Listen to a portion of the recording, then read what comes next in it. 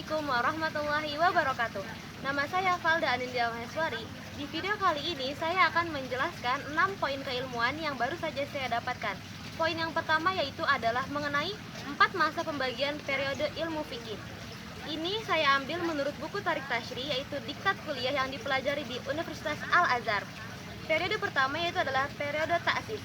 Periode ta'sis secara bahasa yaitu artinya adalah peletakan fondasi, atau secara istilahnya pada masa ini tuh ada pada zaman Rasulullah SAW, yaitu masa diturunkannya Al-Quran dan Hadis. Kemudian yang kedua adalah periode ijtihad. Periode ini muncul setelah zaman Rasulullah, di mana pada zaman itu mulai lahir ulama-ulama besar atau ulama-ulama mazhab yang kita anut sekarang. Nah, pada periode ini ulama-ulama itu suka menulis kitab-kitab yang panjang, detail, dan terperinci. Kemudian yang kedua itu dinamakan periode jumud. Periode jumud itu dinamakan seperti itu secara bahasa artinya stagnan atau tidak berkembang. Kenapa dinamakan seperti itu? Karena pada masa ini tidak ada ulama baru atau tidak ada mazhab baru. Nah, banyak yang mengatakan bahwa periode ini tuh kurang efektif. Karena apa? Karena pada masa ini ulama-ulama itu suka mengarang matan-matan dari penjelasan kitab-kitab sebelumnya. Nah, tetapi bukan berarti karena dibilang kurang efektif, bukan berarti kita tidak perlu mempelajari matan-matan yang ada pada periode ini. Kemudian yang keempat adalah periode hadir. Periode hadir itu adalah masa sekarang, di mana masa sekarang ini mirip dengan periode seperti periode kedua tadi yang ijtihad, yaitu banyak ulama yang mengarang kitab-kitab baru yang panjang dan terperinci juga detail. Nah, kembali lagi, periode ini disebut lebih efektif daripada periode ketiga yang tadi, ya karena itu penjelasannya tuh lebih panjang, lebih detail. Sedangkan kalau di periode jumud kan mengarang matan, sedangkan matan itu harus dijelaskan lagi di syarah, dan syarah itu seringkali membutuhkan syarahnya lagi, jadi lebih rumit. Nah, kenapa kita tuh tetap harus mempelajari matan sih walaupun dirasa kurang efektif?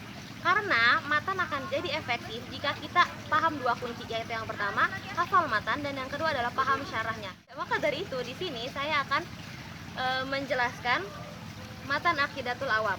Yang pertama itu adalah Aqidatul Awam. Apa sih secara bahasa Aqidatul Awam itu artinya? Aqidatul Awam itu berarti keyakinan awam, atau istilahnya keyakinan orang-orang awam. Siapa sih orang-orang awam itu? Orang-orang awam adalah orang-orang seperti kita ini yang keilmuannya belum kuat. Nah, matan Aqidatul Awam ini dikarang oleh Syekh Ahmad Marzuq. Kemudian pada baris pertama matan Aqidatul Awam ini berbunyi Abda'u bismillahirrahmani wabirrahimi daimil ihsani. Di sini saya akan menjelaskan apa sih bedanya Ar-Rahman dan Ar-Rahim Allah itu. Pertama, Rahmannya Allah itu berlaku untuk semua makhluknya, sedangkan Rahimnya Allah itu hanya berlaku untuk makhluknya yang beriman saja. Kemudian poin keduanya adalah Daimul Ihsan. Apa sih artinya Daimul Ihsan? Daimul Ihsan itu secara bahasa senantiasa berbuat baik. Di sini kenapa sih disebutkan senantiasa berbuat baik, sedangkan di bumi ini ya yang kita ketahui banyak terjadi bencana, musibah, bahkan banyak juga bayi yang lahir tidak sempurna. Nah, ada dua poin penting yang bisa kita tarik di sini. Yang pertama itu adalah kita bisa tahu sesuatu itu ada karena ada lawannya. Seperti contohnya gini, kita bisa tahu di sini tuh terang karena ada gelap. Kita bisa tahu ada gelap karena itu tuh lagi ngerasain terang di sini. Itu yang pertama.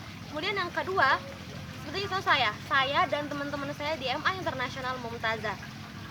Di sini tuh kita tuh nggak merasa bahwa kita adalah kelas favorit, karena tidak ada kelas-kelas lain yang favorit. Sedangkan menurut Ustadz saya, Ustadz Budi, beliau bilang kalau kami adalah kelas favorit, walaupun kami tidak menyadari itu, karena tidak ada lawannya. Nah, poin kedua itu adalah kenapa sih banyak hal-hal terjadi yang tidak bisa kita pahami. Itu adalah memang pada dasarnya nalar manusia tuh tidak sejauh itu untuk memahami rahasia-rahasia Allah di balik terjadinya sesuatu. Selanjutnya saya akan membahas baris kedua dari matan Aqidatul Awam, yaitu Alhamdulillahil qadimil awali al-akhiril baqi bila tahawuli. Yang artinya bagi Allah yang lampau, yang pertama, yang terakhir, yang kekal tanpa berubah. Di sini saya akan menjelaskan awal dan akhir. Kenapa sih digunakan bahasa awal dan akhir? Sedangkan apa sih dibalik awal dan akhir itu? Kenapa digunakan bahasa awal dan akhir? Meskipun sebenarnya penggunaan bahasa ini tuh kurang kurang tepat karena awal dan akhir itu masih menunjukkan waktu. Sedangkan Allah itu yang menciptakan waktu. Allah itu berada di luar waktu. Kenapa digunakan awal dan akhir? Karena ini tuh semata-mata untuk memahami nalar manusia yang terbatas atau terikat oleh waktu. Sekian ilmu yang bisa saya sampaikan. Kurang lebihnya mohon maaf. Wassalamualaikum warahmatullahi wabarakatuh. Sampai jumpa.